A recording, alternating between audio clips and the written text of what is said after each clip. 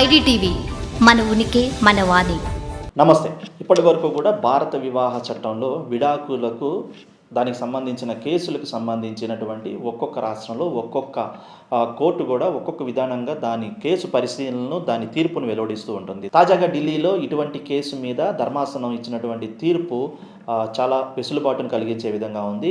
ఏ భార్యాభర్తలు అయితే కనుక విడాకులు అప్లై చేసుకున్నారో ఇప్పటి వరకు కూడా వారికి ఏడాది పాటు సమయం ఇచ్చి ఈ ఏడాదిలో తమ నిర్ణయాన్ని మార్చుకునే విధంగా వెసులుబాటును కల్పించేవి న్యాయస్థానాలు. తద్వారా వివాహ బంధాన్ని బలపరిచే విధంగాను ఇద్దరు వ్యక్తులు కలిసి ఉండడానికి ప్రయత్నాలు చేసేవి. కానీ ఇప్పుడు ఢిల్లీలో వచ్చినటువంటి ఒక కేసు విషయంలో ఢిల్లీ హైకోర్టు మాత్రం అటువంటి సూచన తప్పనిసరి ఏం కాదు, అంటే 1 year పాటు విడిగా ఉండాల్సిన అవసరం ఏమీ లేదు.